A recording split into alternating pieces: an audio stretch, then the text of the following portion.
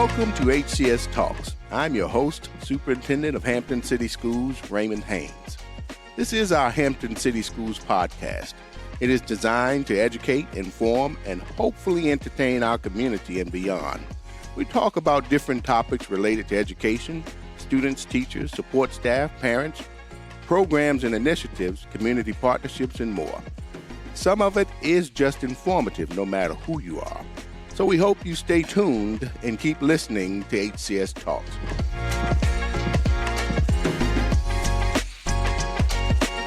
Today I have stopped by Kecoughtan High School, the home where everyday greatness is the expectation.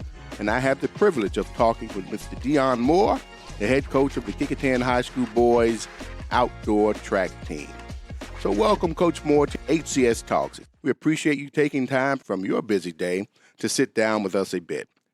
Before we dive into your championship team, once again, your championship team, tell us a little bit about yourself. Introduce yourself to the listening audience. My name is Deon Moore. I'm Hampton City Schools product, homegrown. I graduated from Bethel High School in 2009, and I love the city that I'm from. I would love to give back continuously from now until the good Lord takes me out of here. Yes, sir. I did not know that you were a Bruin, proud Bruin. And what brought you over here to Warrior Country?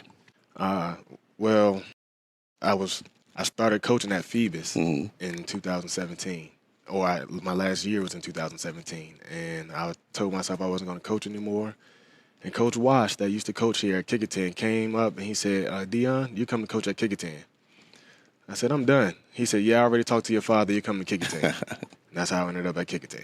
So you were destined to come over. So you've had some experiences at Phoebus, of course, Bethel, now Kecoughtan. Any experiences over in Crabber Country? Well, both of my sisters coached at Hampton High School. I have one older and one younger. In the year that I left Phoebus, my older sister family started to grow because she had twins. Wow. And so my younger sister said, well, I'm going to go coach my big brother. And here we ended up together. Remarkable. So your family has covered the full gamut, all four high schools. That's very impressive. Yes, so, sir. Coach Moore, tell us about your track and field background and how did you get into coaching? Track and field goes a long way for me. I know I'm only 32 years old, but feel like I've been in it for 50 years. I started running track myself when I was 12, courtesy of my younger sister and my parents. My parents are actually on the executive board for track and field for AAU for the state. My dad is on the executive board for AAU track and field for the country. For those that don't know what AAU is, it's the Amateur Athletic Union. And to put it in perspective, my family is the Boo Williams of track and field. Wow. To make it simple for those that don't know. So did your mom and father run track? No, actually, well, my mom did in high school. She's from Delaware. She ran for Cape and Lopin High School. My father actually went to Minchville and played basketball. He was there under Steve Lewis, and he did run. They won like 12 state titles through Coach Lewis's tenure, from my father all the way down to my aunts and uncles. So it's just in your blood. And your sister, you say sister or sisters? Sisters, I have two. My older sister ran at VCU. I'm from Bethel. They won the state title in 2004. My younger sister also ran in high school and college. My younger sister ran at Hampton University, and she was also an individual state champion in 2010, 2009. One of those years, she was a freshman when I was a senior in high school. Okay. And then when I was in high school, I wasn't able to reach the pinnacle of what they did. I was always on the outside looking in. All of my friends developed a lot faster than I did. So you put forth your best effort. Yes, sir, I did. And that is what matters. So how did you get into coaching? I got into coaching because of my parents. Once I graduated high school, my parents are always one of the each one, teach one, give back to the community. But they've had our program, Technique Track Club, for over 20 years now. And so once they started with Technique, the first thing they told us as we were growing was to continuously give back to our own community. So as I got older, I started coaching out the younger kids, and as I got older or old enough to coach young adults or high school age students, that's when I took off in my coaching career. Great concept, each one teach one, and giving back to the community that has given so much to you and your siblings and family as well. So, powerful story. So how long have you actually been coaching at Kecoughtan? I've been coaching at Kecoughtan since 2019. 2019. So Yes, sir. your experience in coming into Warrior Country, how did it start off for you? What was it like starting here? Ooh, it was different. The mentality was different, not the caliber of athletes. And by that, I'm saying my favorite part about Kecoughtan is education comes first. Right. And I'm not saying the rest of the Hampton City schools it doesn't, but it was a bit different. If you're from the city of Hampton, you'll understand, or if you work within the city of Hampton, you'll understand what I mean about Kecoughtan being education first. Right. And the mentality was a bit different, but I loved it. Right. And being able to change the mentality of I just want to be out here on the team to go from that to, oh, now I can win this thing. Right. And the belief of not only am I the smartest in the state, one of the smartest in the city and state, I'm also one of the fastest in the city and state. And they started to believe, and it took off. So this the true depiction of a student athlete and focusing on not just winning the championship, but looking at how track and field can take them even beyond high school, coupled with the academics, and I guess scholarship opportunities as well. Yes, and that's the most important part with my sister and myself. So as I was growing up, I'm a Hampton City Schools product. I've done almost everything that most of our high school young men are doing now, making boneheaded mistakes or just really growing as a young man. Right. And one thing that I've learned because of my parents and my sisters are that grades take you everywhere. And so now my sister and myself, granted, VHSL requires the 2.0. We recommend to be part of the Kecoughtan Warrior track team that you maintain a B average in all classes. Nice. Because, again, because the faster we're running, the more we travel. I can't take you out of the building if you have a C. You can't do anything for me. If you can't get the concept of class throughout the week, I can't take you on a 3-day trip. And balancing all of that, and trying to balance, Yes. And it makes it easier for us. It makes study hall so much easier because now it's, all right, y'all, we got 30-minute study hall. Once we get to our study hall, we're on to the next thing. For that heavy focus on academics, which we know is paramount to everything. And we talk about the portrait of a Hampton graduate and what it means to be college, career, and life ready. Yes, sir. And a lot of that is coupled with how they focus their efforts and energy around being a student athlete and balancing all of that as well. So last season, your Warriors won for the first time in the school's history the Virginia High School League's Class 5 state championship. And if I'm not mistaken, just having been here as the principal and know some of the history, I believe it's probably the first time Kecoughtan has won a state championship collectively as a team in anything. So why do you feel you had such a successful season, and that was paramount to Warrior Country as well? Discipline. We had such an amazing season last year. It's all because of discipline. We were dedicated to the small things. We started in the classroom, and what actually started it is we lost the region championship, and not because the boys lost it. We lost it because I made the head coach's decision to pull an athlete because he had a C. And he didn't have a C because he wasn't grasping what was going on in class. He was being lazy. He didn't want to do the things that we asked or required. And once we started focusing on the small things, it's like the light clicked for everybody. They self-governed in a good way. They got on their teammate. They helped their teammate. Everybody uplifted each other, and everybody grew as a family, and we took off to the next level. So it goes back to the motto of Kecoughtan, home where everyday greatness is the expectation. So when you're expecting certain things, you're telling them up front, I'm expecting you to maintain a B average. I'm expecting you to compete at the highest level with your athletics as well. And I'm expecting you to balance all of that so that you can not only be a state champion, but also continue to move forward to the highest level in regards to your academics as well. That is quite impressive. So, Coach Moore, what are your expectations for this season? Our expectations for this season is just to be the best student athletes they can be. My main expectation is just for them to give me the best effort that they have for that day. Track and field isn't like any other sport. Sometimes you might wake up and your entire body hurts, but yet we still have to compete. So in theory, Dr. Haynes, if your day yesterday was amazing, and I'll throw random numbers out there. Let's say you ran 10 seconds flat in a 100-meter dash. Yes. That's amazing. I love it. But we come back day 2, and all you tell me, hey, coach, my body's hurting, but I'm going to give you this, and your best effort that day is 11 seconds flat. But if that is your best effort, that's all I can ask for. It doesn't matter who we're competing against, as long as you're competing against the person in the mirror, and that's what I expect the best out. That's when I expect the best out of you. That timing is impressive, but even at 16, I would not have been 10 or 11 seconds. I don't know. Maybe with your coaching, I may have reached my pinnacle of what I could do in that area. So, what would you say is your greatest award or reward as a coach?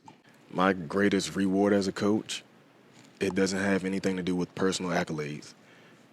Ever since I've been coaching, whether it was here at Kecoughtan or in any other place, to see a student athlete go to the next level in life.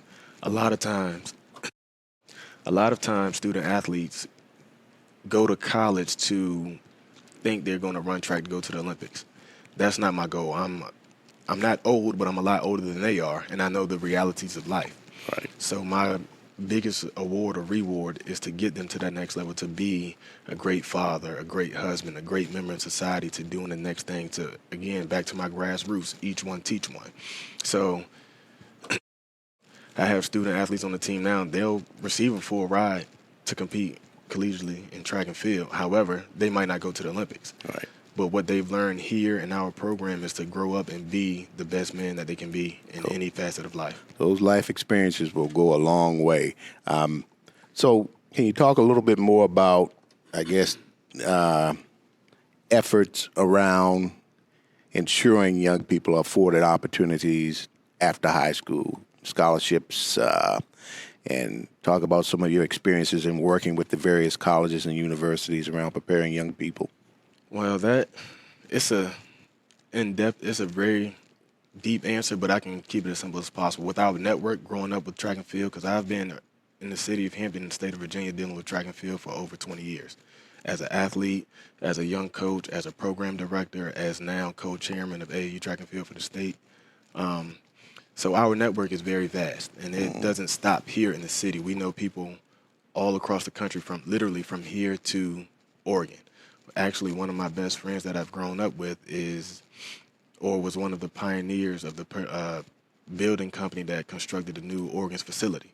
And he works for the University of Oregon. And how it's ironic, because I have athletes that I've coached over the years saying, Coach, I want to go to the University of Oregon.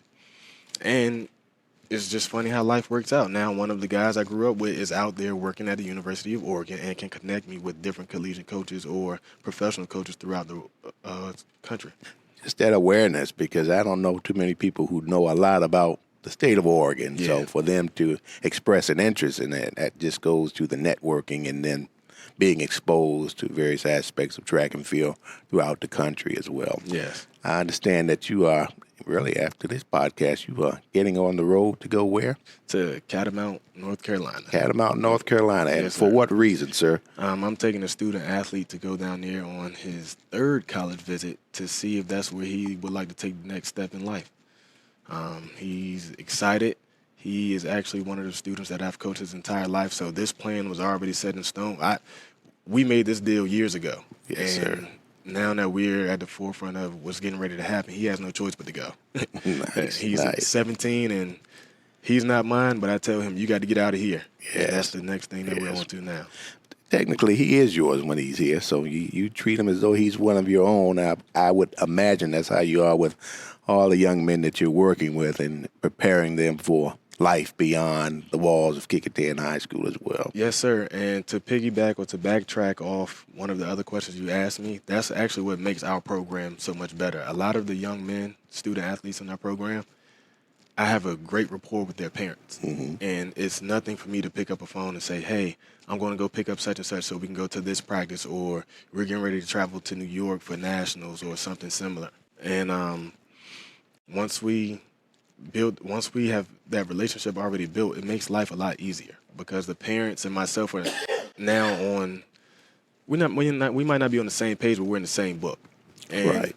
most times we're in the same chapter, which makes life a lot easier for us as adults to help the young adults grow. But having that relationship and rapport with parents, I think, is critically important as well. So talk about how it extends beyond after they leave Kecoughtan. I would imagine they still stay connected to you. Yes, sir. They're very connected. I don't want to talk about Phoebus, but I'll backtrack to when I was at Phoebus, and it's like 10 athletes that still call me 3 to 4 times a week, some 3 to 4 times a day, to make sure that we can benefit off everything that they've gained from me throughout the years. So well beyond the high school years, you stay connected with them. They come back and I guess share stories about their experiences. Yes, sir. So not only do they come back, the ones that are currently in college, during their college breaks, they'll come back and train. They'll come back and give insight to what the college world is like to the younger athletes that are growing. They'll even come babysit my own children when needed. When we host track and field competitions through AAU, the college athletes come back. They help volunteer. They get the volunteer hours. Again, each one teach one. And what we're doing is building that network so those that do come back give back to the city that they're living in if it's in the state. And if not, they can go to another city or state and start their own grassroots program and start from scratch. With the same philosophy as well. So has anyone come back and been a part of your coaching staff? Any of your former students?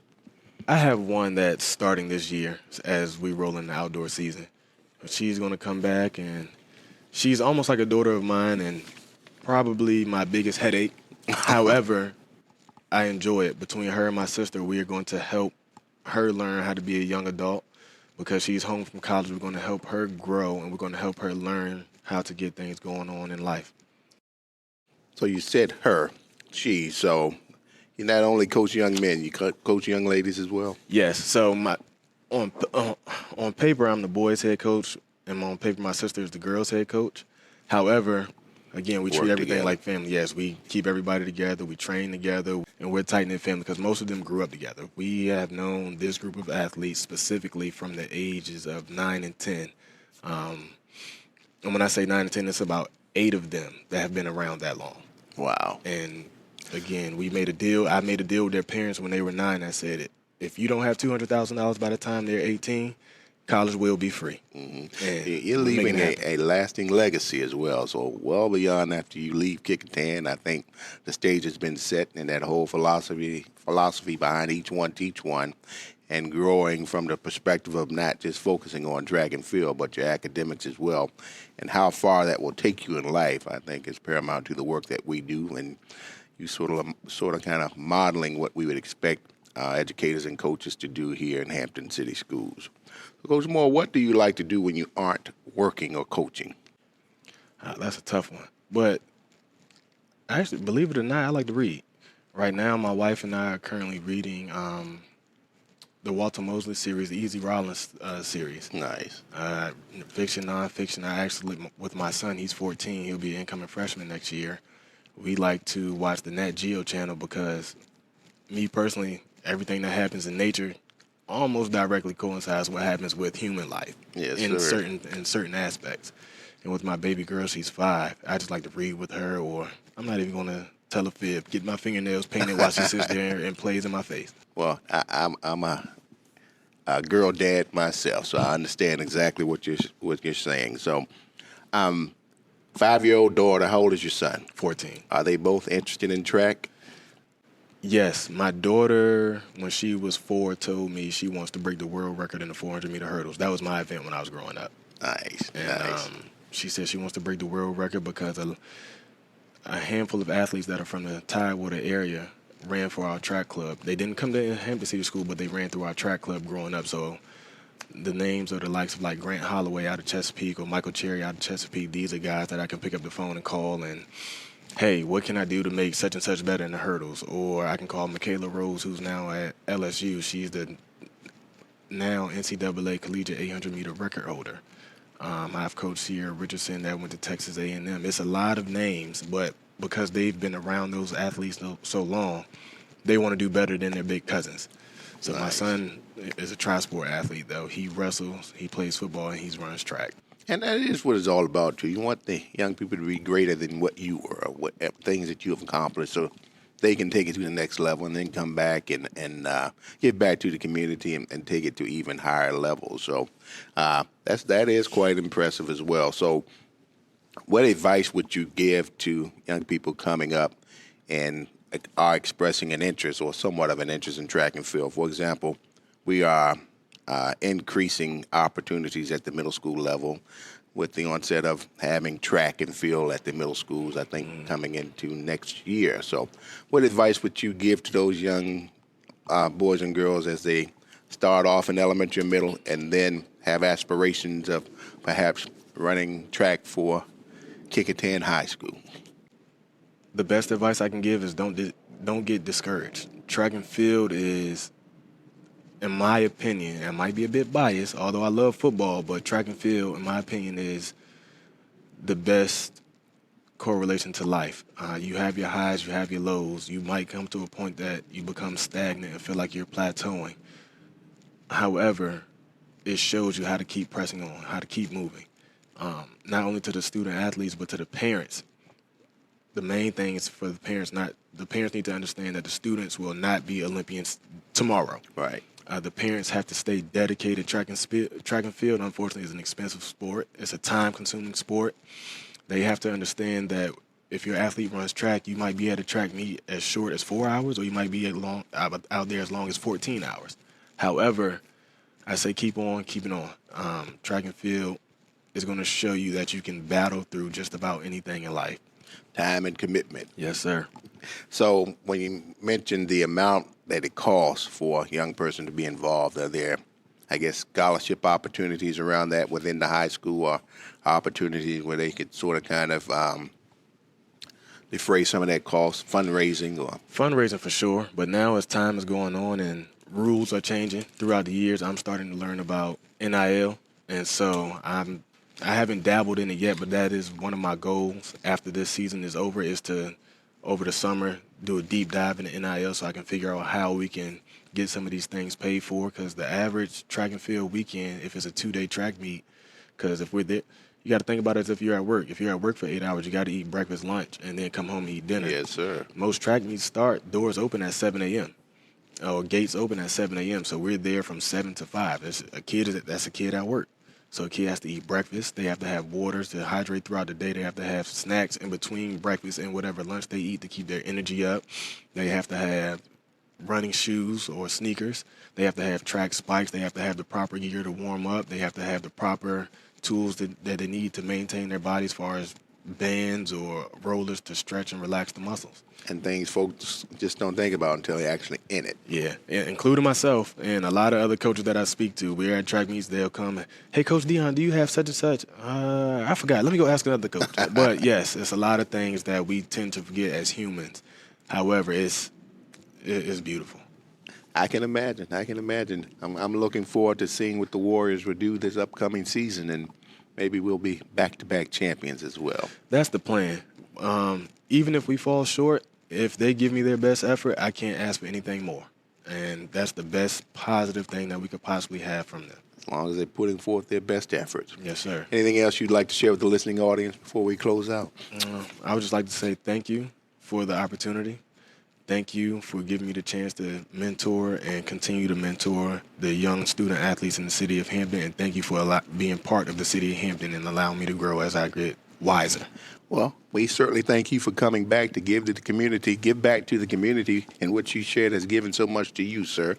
And we continue to hold the highest expectations, and for you to live up to that motto of being in the home where everyday greatness is the expectation. So once again, thank you, Coach Moore, for joining us today, and thank you for all the hard work that you're doing and making an impact with our young people on and off the track. And to our listeners, remember, education is the most powerful weapon you can use to change the world. As one community, one transformation, we will ensure academic excellence for every child, every day, whatever it takes. Looking forward to next time. Listen to learn more about Hampton City Schools. New episodes of HCS Talks drop on Thursdays. Subscribe and listen to HCS Talks. HCS Talks is a Hampton City Schools production.